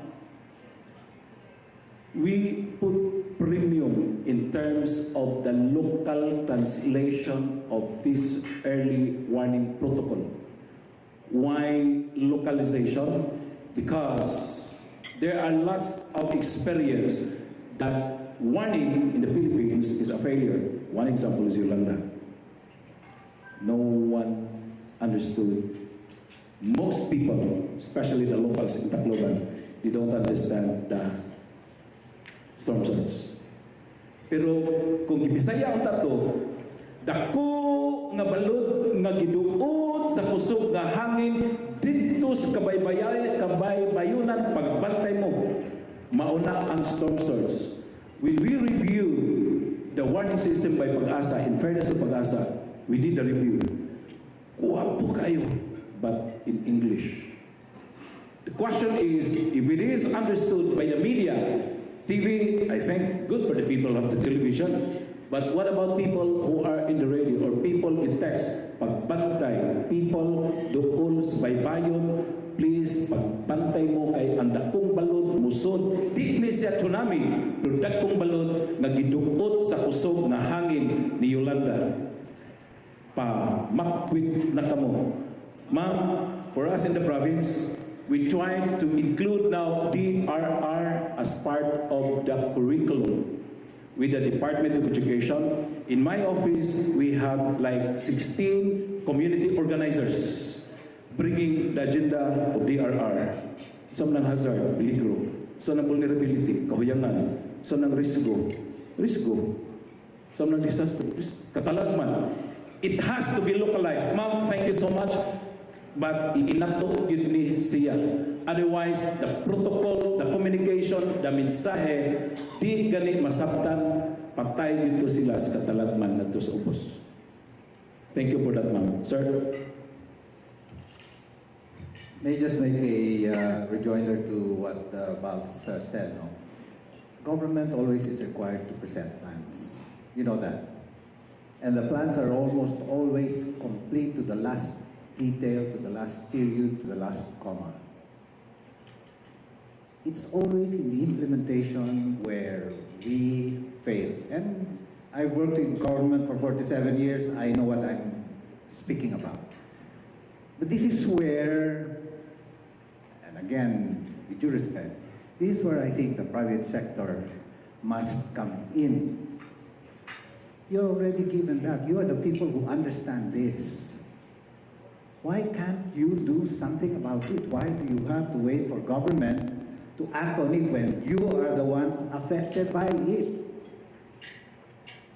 And I will take to task our, again, with due respect, our media people. That is in English because for the most part, we have how many regions now? 80 plus regions. We have 87 dialects. You cannot but have one unifying language. And that has been de facto English. Correct? Correct? If I speak English here, you will not mind it. If I speak Tagalog here, you will say, I cannot understand what you're saying. The same reason that if Balz speaks in Bisaya, I get what he means, but I don't know exactly what he is saying. Communication. Okay. Our media friends can read all of this pag-asa thingamajigs. Why can't they translate it to local terminology? The same way that Balz said, this is, from what he said in Bisaya, this is strong waves powered by the winds, pushing it, blah, blah, blah. Rather than, oh, I don't know what storm surge is, blah, blah, blah. I guess you know who I'm referring to. Can you imagine that they could, their researchers know, number one, communications company here, with due respect, how quick could it have been for them to Google what storm surge means? And have this person say, by the way, storm surge means ganito, ganito, ganito. Ito ang ano niya. In fact, Wikipedia has a schematic diagram of what a storm surge is. Come on. That's what I'm taking people to task for because they know they don't do anything about it. Now you have the means. You are better paid. I know that. I know that. I'm now a consultant with Ayala. So I know the difference between the pay that we, because I'm still in half government, and you receive. So why can't you do something about it? That's a challenge I'm giving all of you. Why can't you do something about it? Change the mindset. The presentation, in fact, everything is there. You only have to take it, and if I may suggest about, if you could provide all of them a soft copy, and then change it into your own businesses. Do your own, incorporate that into your business continuity plans. But as individuals, engage your community. First of all, he said family. I agree. Because the minute your family is safe, then you can go on and do your business. And I know better than that because my first life was with the military. When something happens, I have to leave. I cannot think of my family. I have to go wherever I'm told to go. How do you do that? You have to prepare them. You have to prepare the spouse. You have to prepare the kids. You have to drill them. Thank you. Thank you so much. Can we have one final question before? Yes. Sir, a simple question only, sir. Because right now, sir, sa Cebu, as we all know, pag bisag gamay na ng ulan, baha na. And then, did government do steps to prevent this one? Because right now, the roads are being constructed, but then the canal is not being just ginatabunan na lang permi ba? So, every time na mag-ulan, evacuation na lang permi, and then wala na ito ginakuha ng road cause problem siguro. Like that. So, did the government already do about that? Yeah, it's a very fatal approach, no? Fatal good kay you have to uproot people. So Mayor Rama is very strong, like atong sa Mahiga River, no? But again, political will. But I want to pick up the statement of the ambassador. Do you know that myself is also pushing the silingan? Please try to review on the land use plan. Ano ganin ang padayon bantay mo, kihaan ta mo. My point here, yes, the burden of the government is too much. This is my first time looking ko, wow, grabe ang trabaho sa gobyerno. But if all of us, ibihita na ko, shabu, pusher, pwede ko di manawag pulis, dakpo na siya. Go back to that baha-baha, sir. We are very reactive because people forget about the land use plan, people don't have the early warning system. At the same time, ang mga tao gibutang kay nahadlok ang boto, etc. But if we are very strong, silingan approach, community-based approach, then dunganan yun nato. First time na ako, nadunay ko yun ng governor, no. Bingon ng si Mayor Rama, no. But easier said than done. So nga ko, balik lang ko nga, tinapangay yun, political will, at the same time, na-media, hala, banat. Pero magtaghan po dito mga estudyante, ayaw mo po yun ha. No, we have to spread ourselves, no. Specifically, di kay ko taas-taas na siya na isgutanan sa ba. But I do agree with that. Karon, we have 17,000 houses na himuon after Yolanda. Nagklaro gini no to the storm surge affected or prone area. No to the landslide area. Na ganina MGB bantay ka. You'll be the one to certify the transfer. So kihaan mo. But so far, mayo kaya itong location ka for the new houses. Thank you so much. Can we have a round of applause, please, for Sir Vaz? Ironically, we have so much expectations for the government, but we always burden them with our own pessimism. But, sir, good luck, and we wish you the best. Thank you to present our token of appreciation. I'm Charmaine. Thank you. A round of applause to Sir Vaz Tribunalo. Okay, thank you. There was a campaign which started actually in the UK, and it's about emergencies, especially if you care about your loved ones. The problem is our children have cell phones, but they're so riddled with security passcodes we can't even open them. So the campaign, I think you've heard about this, it was adopted by JCI Cebu about 3 years back. It's called ICE, in case of emergency. So these can be in the form of IDs or stickers based on the bag of your children. So ICE here is the first number they should call in case of emergency. We always emphasize security, but if you have children with cell phones, please let them have password-free access to cell phones so that in case of emergency, we can just immediately check.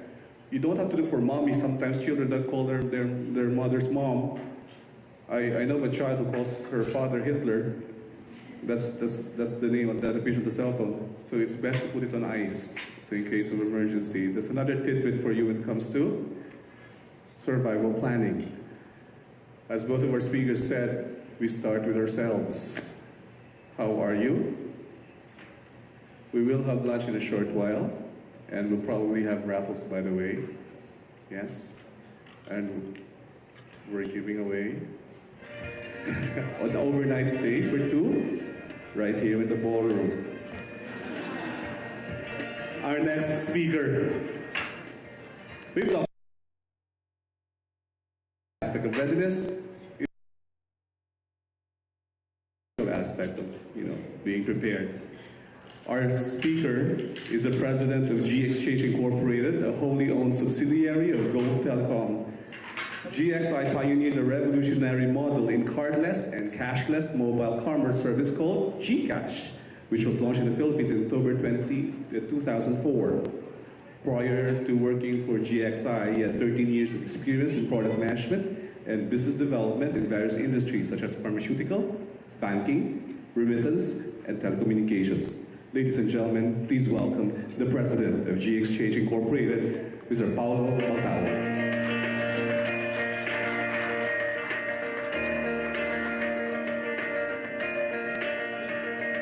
Good morning, everybody. All right. Well, it's our 10th year anniversary, in fact, this month. It's GXI's 10th year anniversary.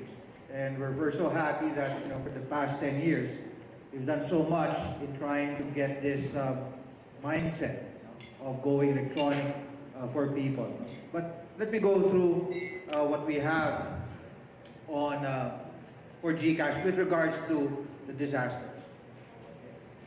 So you've heard time and time again that we are prone to natural disasters, and Yolanda being one of the biggest so far, which has the most impact in terms of the disaster and basically the hardships that our countrymen have suffered. So what then is the problem? So we know that the disaster is coming. So what's next? All right? So the disaster has struck, and now you have people who don't have any food, all right, running no shelter and trying to get the basic commodities in. Sure, the government is trying to send as many, food packs as possible. But if you look at what happened in Yolanda, the access basically to the areas that were struck by the calamity, it was so hard. Now, people needed to have money so that at least entities with or near the area where the disaster struck could send food, could send relief immediately. All right? So now we say, let's go to the ATM. There's none because there's no ATM that's running. Okay? Now you go to the banks. Obviously the banks are closed. All right? Then you go to remittance centers. It's the same thing. They are closed as well. So how then would our countrymen be able to get cash and at least be able to survive for the next couple of days until the relief coming from the government comes in? Okay, so we said, why don't we use GCash? In fact, when the typhoons come in, and I'm very, very proud of Globe because even within Globe, the first thing that we tell our employees is that, look, if disaster struck in your area, you need to tell your IS how you are, and the IS needs to account for each and every person. So I have to account for about 100 people in my team to make sure that they are well and taken care of.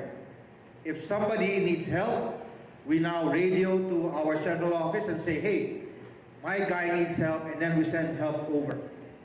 So there were times wherein, okay, my guys were okay, but they didn't have money, right? They didn't have any access to the ATMs. So what we do is that we send them GCash. So coming from our office, we send them GCash, and now that they can get the money through any outlet, because we have around 8,000 outlets, 7,000 to 8,000 outlets nationwide, and these are not necessarily your banks. No? These are not necessarily the more established stores. This could be where you buy low. This could be the small groceries or small general merchandise stores where you can get money from. So that's what we did, all right? So using GCash and using our outlet network, we were able to help our co-employees, our what we call our Globe, all right? So using it, so we said, why don't we also use it for when disaster strikes, not only for Globe, but also for the other Filipinos. So using our phones, using GCash, we can send or receive money. Well, obviously this is a slide that I use whenever I sell the product, but the point here is, using the phone, you can get the money. All right? Even if the goods are yet to come, even if the relief has yet to come, you can already get the money and at least survive and bridge the gap until such time that the relief comes in. So, we do have a network of pawn shops and microfinance institutions. We have rural banks, microfinance banks, commercial banks, brick and mortar merchants. So this could be groceries, this could be your cell phone shop, all right? And we have them distributed across the nation, all right? Around 8,000 of them and still growing. So what we did for Yolanda, so when the disaster struck, you know, in government, when you deal with money, the government obviously is very, very, I'll say, careful in making sure that money is not used for unauthorized, you know, for terrorism and all those things. So that's why the central bank, the Bangko Sentral ng Pilipinas, instituted controls so that when you get money from the system, you have to go through a know your customer process, you have to present an ID. Now, the challenge was, there was a disaster, all right? I don't think you would require people to go through a know your customer process while trying to get money and so hungry, so wet, and trying to get some dry clothes in, and you say, okay, you need to tell me who you are, and you need to show me an ID. I mean, I don't think the first thing that you will look for, or you will bring with you, when a disaster strikes, is to look for your ID, all right? So, together with the government, together with the Central Bank of the Philippines, we worked with them and said, we want to give relief to our countrymen who were impacted by the disaster. Can we at least relax the know your customer process, and can we at least lift the valid ID requirement? And as Globe, we sincerely believe that Davao Sayak will not go to for relief. Do that just to take advantage of the whole system. Right? So we work with the central bank, and then we opened our lines, all right, so that you can now donate using GCash. So if you notice, you can see a lot of ads. Hey, if you want to donate funds to your countrymen who were afflicted by the disaster, go to the bank and remember this bank account. So it's kind of a bit, you know, it's a hassle and cumbersome to try to remember all those bank accounts. So if you have GCash on your phone, you can easily donate by just doing some easy clicking on your phone, and you can now send money and donate your countrymen. So it's a very easy way to donate. In fact, we even for a time, you can even donate using your airtime load. All right? And together with Red Cross, together with all other charitable institutions, we work with them so that we can even bring all those relief to our countrymen. So, you know, it's a simple product, right? It was built, or it was designed, obviously, for commercial reasons. But we realize that as we aspire for these commercial objectives, right, we should be part and parcel of nation building. We should be parcel of trying to help our countrymen, trying to use this technology to be able to help our countrymen. So, since then, every time there's a disaster or a calamity, these things kick in. So it's really automatic. Whenever there's a disaster, these things kick in much the same way as in Globe, whenever a disaster kicks in, we now start calling all our guys, are you okay? Do you have enough that you need? Do you have enough for, you know, to tide over until you get rescued, and so on and so forth. So, to any LGU, we have offered this, and we are at your disposal. If you so need this facility, then we are more than willing to help and make this available. Thank you very much. We have opportunities for questions. Anybody who have questions for Sir Paulo about GCash or other services related to GCash? We're not profiting any GCash right now. Not yet. But if they say questions? Yes, sir?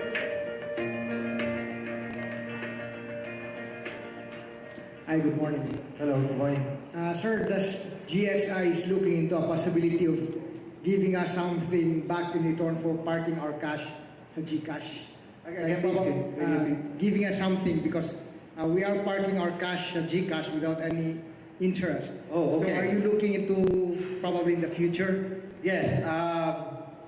Is there anybody from Smart here? I hope there's not. No, just joking. It is in the roadmap. I'm sorry I didn't get your name, but it is in the roadmap. No? However, we have to do a bit of some creativity here because maybe just to clarify, the GCash wallet is not a bank account. It is in the parlance of our regulators. It's called an electronic money instrument. Okay, so in fact, GXI is called an electronic money issuer. And electronic money instruments are not supposed to earn interest. However, we do recognize that people, when they park money, some, not all, obviously would try to look on the money that's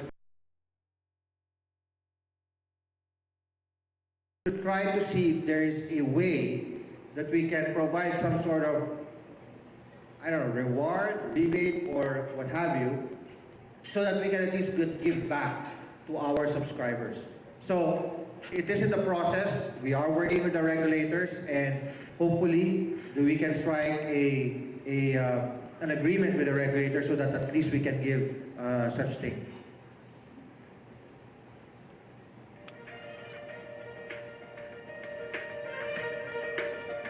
Do we have another question?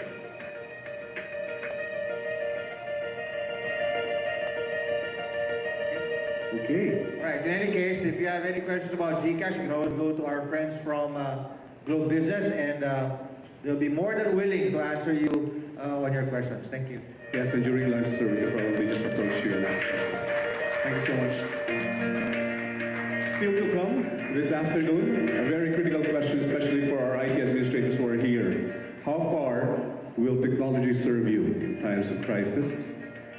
We will also talk about the Pasar experience, which is going to be a very good showcase of best practice. And of course, Yusek Opiniana is already here, and he will speak about people and team readiness.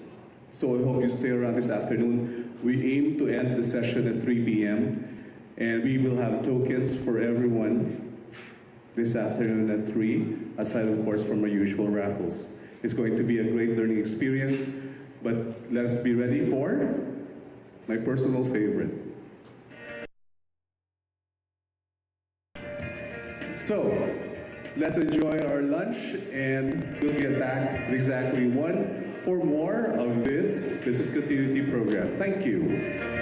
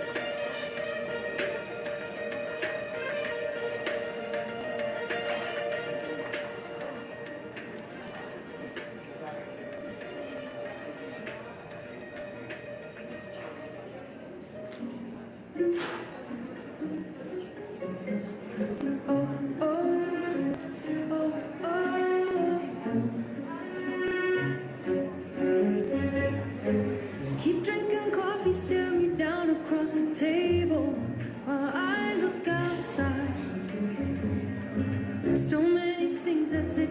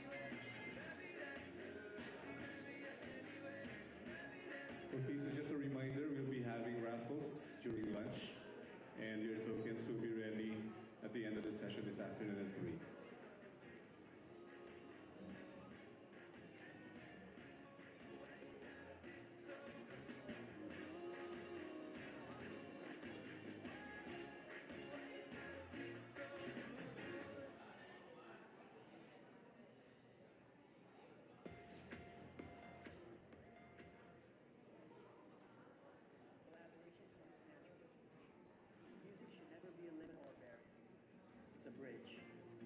When Yolanda struck, I knew I needed to offer my talents to pitch in. So together with my team, we came up with this idea to do something wonderful for our country. What better way to sort of help out in our own way? We thought of the idea of Unwrap Hope, getting new toys. After a certain date, we bring it all to our mall.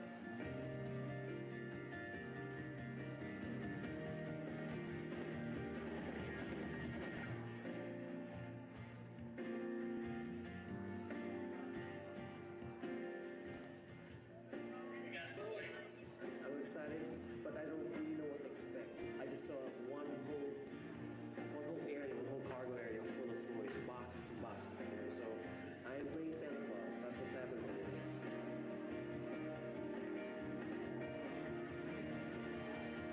I was just really excited just to get out there, see all the kids line up. They're very organized, and it was just really cute. But I just wanted to go out there and they go, just get in the mix. May gift kami para sa inyo. May mga toys kami para sa mga kids. Sino may gusto ng toys? Yay! Mga kaibigan at mga kapatid namin sa Globe, noon pa man hindi niyo kami iniwanan. Alam ko na pabangon uli yung mga orgakanon. Alam ko na pabangon uli ang mga literyo. Alam ko na pabangon uli sigaw at kalinga. When you're playing children, I compare it to singing in front of family. It's just a modest thing. They sing along, and they scream along, and they dance along. I love that.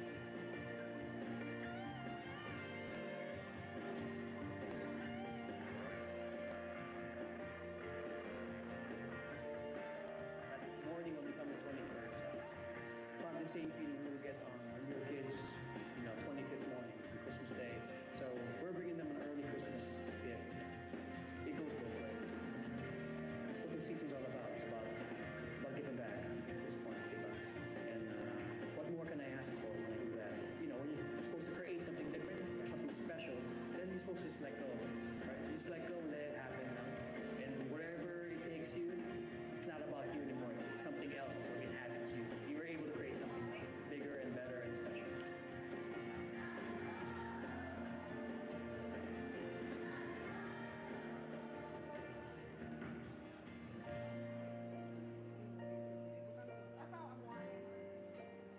It's a wonderful world with Globe. Please visit www.projectwonderful.ph to learn more.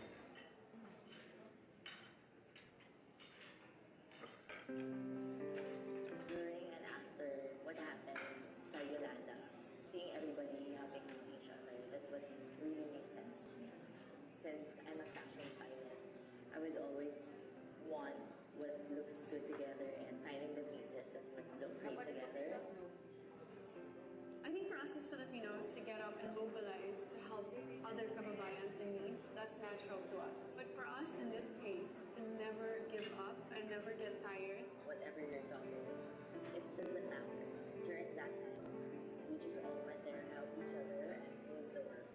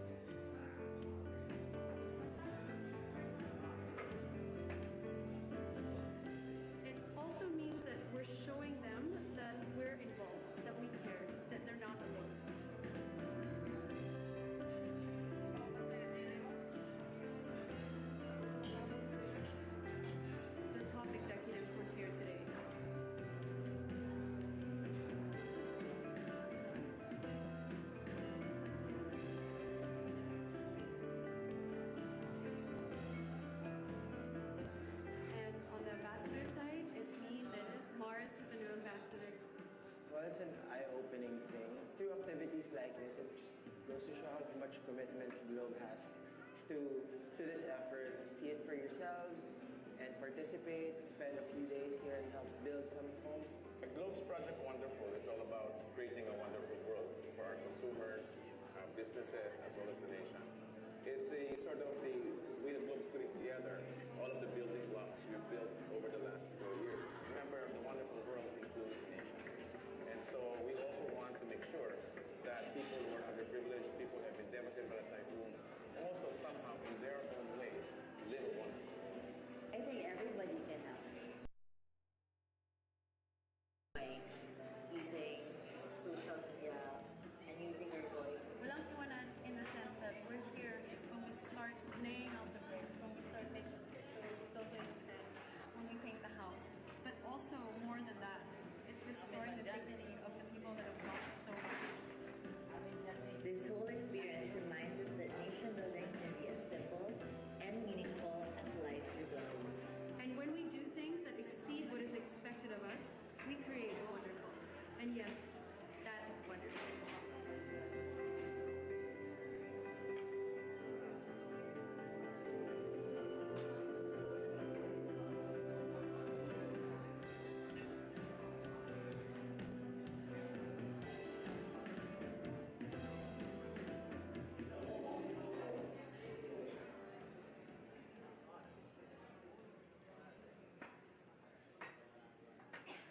At Globe, we believe that every subscriber can give back hope to those who need it most.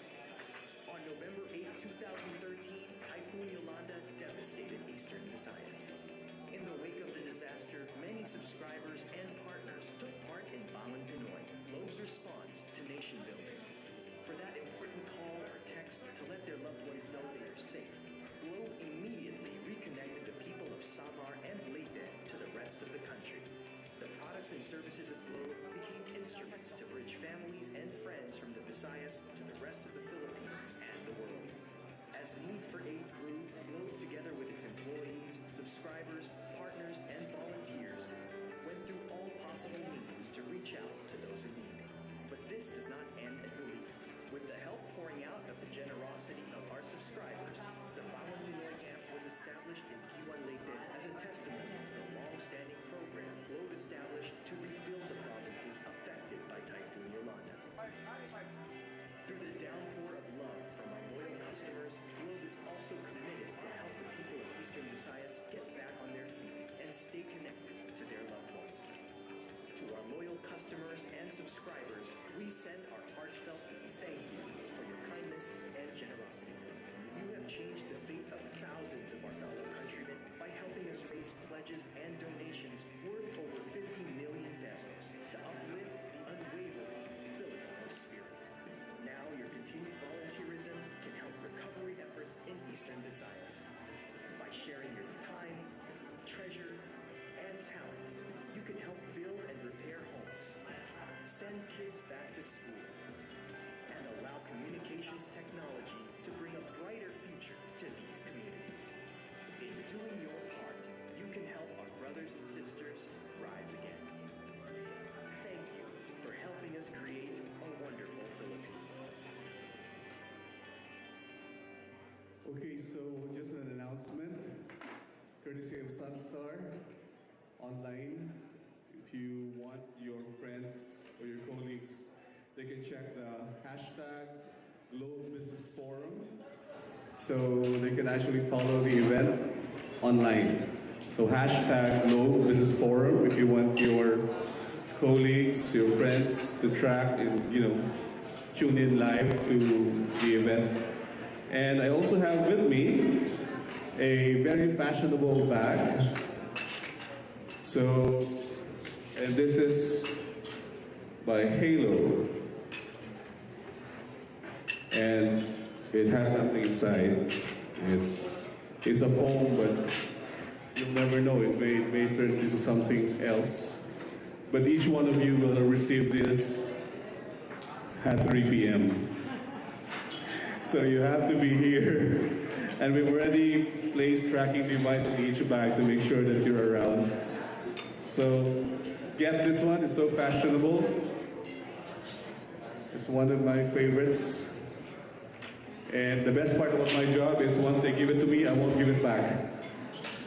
And lunch is ready. So enjoy.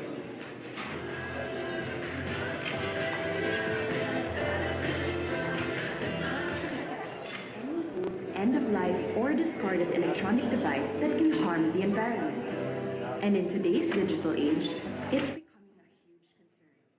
Globally, we've disposed almost 50 million metric tons of e-waste every year.